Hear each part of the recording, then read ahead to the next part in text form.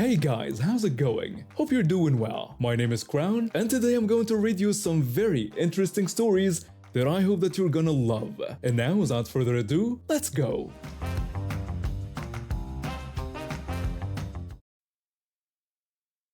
Skiing has always been a passion of mine since I was a kid, thanks to my grandparents' cabin near a ski resort. That place was like a second home to me and my cousins. We'd spend weekends there, racing down the slopes and warming up by the fireplace afterwards. As we got older, life took us in different directions. College, jobs, and relationships scattered us across the country. For a while, the cabin sat empty, a quiet reminder of our childhood adventures. But as fate would have it, most of us found our way back to our hometown in recent years. Naturally, we started using the cabin again. There were 5 of us cousins who used it regularly. We had a good system going. We'd message each other about availability and who needed to restock supplies. It was easy, considerate, and worked well for everyone. That is, until my brother and his wife entered the picture. My sister-in-law had always claimed to hate the cabin. She'd often say it wasn't for entertainment, just a place to crash on a ski trip. But then, last year, she put her kids on the ski team and suddenly, the cabin became very interesting to her. She went behind our backs, straight to our grandparents, saying she wanted to use the cabin more often. My grandparents, being the kind souls they are, told her it was fine as long as it wasn't already reserved by others. Little did they know what was coming next. She proceeded to reserve every single weekend that winter, every single one. And she didn't even use half of them. When I tried to book a weekend for myself, things got weird. I called her up hoping to find a free weekend. I asked if there was a weekend free for me to use the cabin. She apologized and said they were all booked. Surprised, I asked if she meant all of them for the entire winter. She confirmed, saying they needed them all. Something didn't add up, so I decided to visit her in person to sort this out. I pointed out that she had booked every weekend for the winter and suggested it seemed excessive. And then she said it, with a straight face, like it was the most normal thing in the world. She explained that while they didn't want it every weekend, they wanted the ability to go every week and didn't want to decide until that Friday. Curious if I was the only one dealing with this, I reached out to my other cousins. Turns out everyone had gotten a similar response from her. Most had just moved back to town and assumed this was normal because she's the only one with kids. We decided to approach our grandparents as a group and explain the situation. They were understanding and changed the policy. Now each of us gets an even amount of weekends that we can swap with each other if needed. Well, my sister-in-law didn't like that one bit. She started calling all of us frantically, trying to get our weekends. She claimed she had already invited friends for specific weekends and insisted we give them to her. When I explained that it was my assigned weekend, I suggested she try swapping with someone else. She then argued that her kids needed to be there on those dates for their ski team. When that didn't work, she resorted to demanding we not use our weekends at all. She pointed out that we didn't have kids and questioned why we needed the cabin, insisting we let her use it. We'd had enough. We gathered all the texts and calls and went back to our grandparents. They were shocked at her behavior and made a final decision.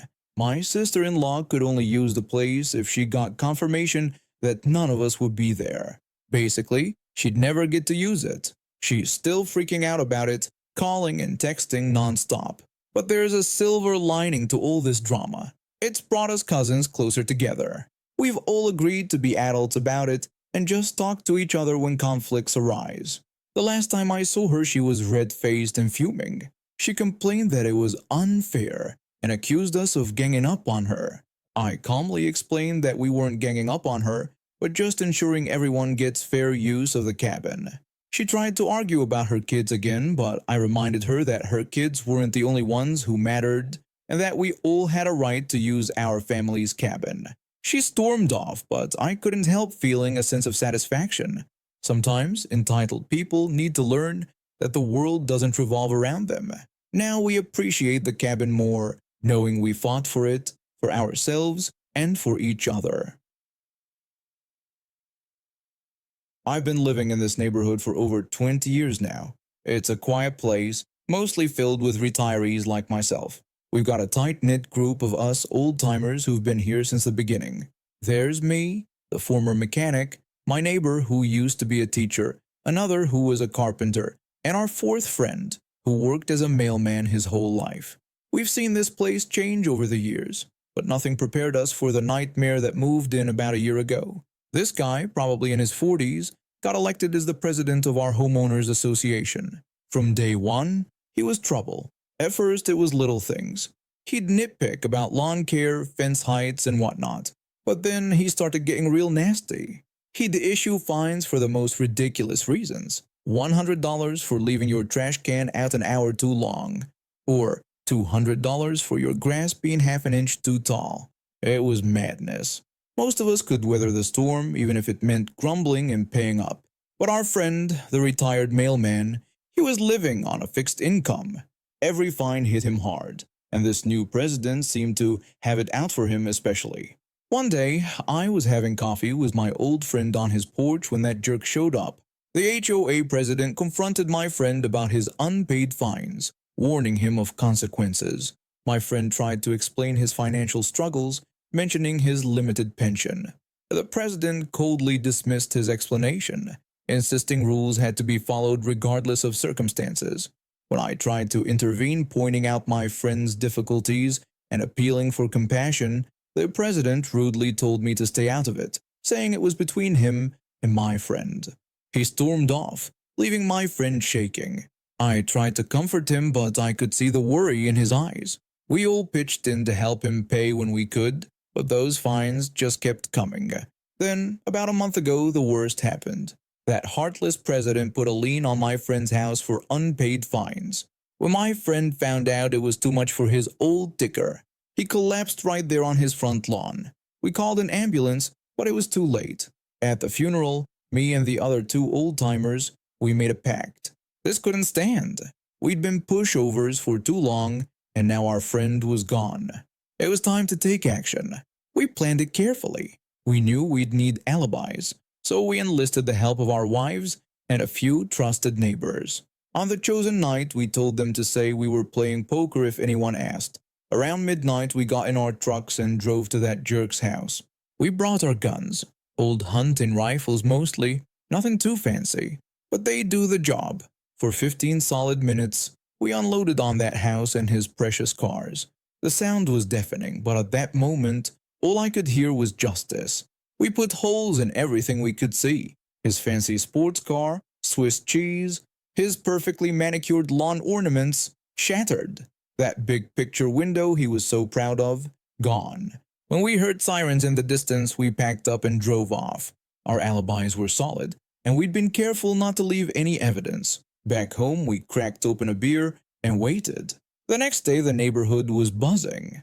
The HOA president's house looked like a war zone. Police were everywhere asking questions, but nobody knew nothing. Funny how that works. 2 days later, we saw moving trucks at his house. Seems our message was received loud and clear. He was leaving, tail between his legs. Then I watched him drive away for the last time, and I couldn't help but look up at the sky and whispered to my departed friend, telling him we'd gotten that punk and he wouldn't be bothering anyone ever again. Now, things are quiet again. We've got a new HOA president, a nice lady who understands the meaning of community. She even started a fund in our late friend's name to help residents who are struggling with home repairs. Deep down in my heart, I know we did what needed to be done because in this world, sometimes you gotta stand up to bullies, no matter how old you are. And let me tell you, this old dog still has some bite left in him. I've always been a dog person, but golden retrievers stole my heart. There's just something about their goofy grins and wagging tails that makes my day better. So, when I finally moved into my own place after college, getting a golden was top of my list. That's how I ended up with my buddy. He's been my constant companion for the past 5 years, through thick and thin. We go everywhere together, hiking trails, beach trips, and of course, our daily visits to the local dog park. Now, let me tell you about yesterday. It started like any other day. I woke up, had my coffee, and got ready for our park adventure. My golden was bouncing off the walls as usual, knowing exactly what time it was. We arrived at the park and I let him off the leash. He darted off to play with his furry friends while I chatted with some of the regulars. Everything was normal until it was time to leave. I spotted what I thought was my dog by the water bowl and called out to him, letting him know it was time to go. He trotted over, tail wagging. I clipped on the leash, said goodbye to a few people, and we headed home. It wasn't until we got inside that things got weird. This dog was bouncing around like he'd never seen my apartment before. He kept sniffing everything and then zeroed in on my cat, who was napping on the couch. Now my golden usually ignores the cat, but this one was fascinated. I stood there, confused, watching this dog act like he'd won the lottery just by being in my living room. That's when it hit me. This wasn't my dog. Panic set in as I quickly checked the collar tag. Yep, totally different name and phone number. I grabbed the leash and rushed back to the park, praying my actual dog was still there. When we neared the entrance, I heard a woman's voice getting louder and more frantic. She was asking everyone if they had seen a golden retriever that looked just like the one she had, but wasn't hers. I approached her and told her that I thought I might have her dog. She turned to look at me, her eyes widening as she spotted the golden by my side. She confirmed it was indeed her dog. I apologized, explaining that I had accidentally taken him home because they looked so similar. She asked about her dog's whereabouts and if he was okay. I reassured her that he was fine and probably still in the park, explaining that I came back as soon as I realized the mix-up. We split up to search, and thankfully it didn't take long to find my golden. He was happily playing with a group of dogs, completely oblivious to the chaos he'd caused. I called out to him, and he bounded over. I quickly attached his leash. The woman rushed over, relief clear on her face. She expressed her relief and gratitude. I apologized again, saying I should have paid more attention. She was understanding, acknowledging that these things happen, and that the dogs did look very similar. We exchanged a few more words and had a good laugh about the situation. And when we were about to part ways, another woman, who I'll call Karen, approached us. She asked if I was the one who had taken the wrong dog home. I confirmed that it was me and tried to explain it was an honest mistake. Karen berated me, saying I should be ashamed of myself and calling me irresponsible. I tried to defend myself, explaining that I had apologized and brought the dog back as soon as I realized the mix-up. But Karen wasn't having it. She threatened to report me to the park authorities, claiming I could have traumatized the animal. The other dog owner stepped in, trying to defuse the situation. She tried to explain to Karen that it wasn't a big deal and no harm was done. But Karen escalated further, bringing up her own dog and demanding that I be banned from the park. At this point, a small crowd had gathered, watching the spectacle unfold. I was getting more irritated by the second. I told Karen that she had no right to interfere in a situation that didn't involve her, pointing out that the actual owner of the dog was present and fine with what happened. Karen continued to insist she was just looking out for the safety of all the dogs in the park. The other dog owner tried once more to calm the situation, explaining it was an innocent mix-up and everything was resolved. But Karen refused to back down, declaring she was going to find the park manager and have me removed. As Karen stormed off, I exchanged looks with the other dog owner. We both burst out laughing at the absurdity of what just happened. I apologized for dragging her into this mess, but she brushed it off, saying some people just love to make drama out of nothing. We chatted for a few more minutes, swapping contact information in case our dogs ever got mixed up again. And when we were leaving, we saw Karen arguing with a very confused-looking park employee. The employee caught my eye and gave me a subtle eye roll. What started as a simple mix-up turned into a ridiculous confrontation with a total stranger. Life's crazy sometimes. After dropping out of college due to financial struggles, I bounced between odd jobs for a while.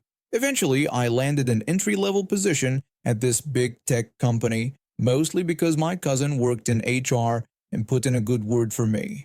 Over the years, I worked my way up from data entry to system monitoring and finally to shift manager. That got me to interact with all sorts of characters in the company. One of the most memorable was our night maintenance guy. He'd been with the company forever, probably longer than most of the higher-ups. He was old school, the kind of guy who valued hard work over paperwork. That's why when new management came in and decided he needed to start logging his work in our fancy ticketing system, he wasn't too thrilled. I remember the day they announced the change. We were in a staff meeting, and you could see the maintenance guy's face turning redder by the second. The HR representative explained that from now on, all maintenance tasks had to be logged in the company's ticketing system for better tracking and efficiency. The maintenance guy was clearly upset, asking why they needed to change things after he'd been doing the job for 30 years without a fancy computer system. The HR rep simply said it was company policy and they needed to modernize their processes. The maintenance guy then muttered something about showing them what modernize really meant. I could tell this wasn't going to end well, but I had no idea how entertaining it would get. A few days later, I'm reviewing tickets from the night shift, and I come across the first masterpiece. Asked to remove rabbits from flower garden at main entrance. Took pellet gun, shot 6 times, hit 1. Took pellet gun back to shop, resighted gun. Shot 4 times, hit 3. I nearly spit out my coffee. This guy wasn't just logging his work, he was giving us a play-by-play. And it only got better from there. The next day I found this gem. Asked to unclog toilet in women's bathroom on 4th floor. Found what looked to be several pounds of turds and 1.5 rolls of toilet paper. Had to punch that doggy several times before it cleared. The mental image was both horrifying and hilarious. But the maintenance guy wasn't done yet. His magnum opus came a few days later. Asked to replace light bulb above receptionist's desk. Evidently not bright enough for her to fix her makeup. Added 2 200-watt bulbs. Should be bright enough for her to see herself now. I knew the receptionist he was talking about. She was always complaining about something, and apparently the lighting had been her latest target. I could just imagine her squinting under the glare of those industrial strength bulbs. For about a month, these entries were the highlight of my day. But then, suddenly, they stopped. I figured management had caught on and told him to tone it down. The next time I ran into him in the hallway, I had to ask. I asked him why I hadn't seen any of his ticket entries lately. He replied with a grin, explaining that they had taken away his access to the ticketing system, citing inappropriate use of company resources as the reason.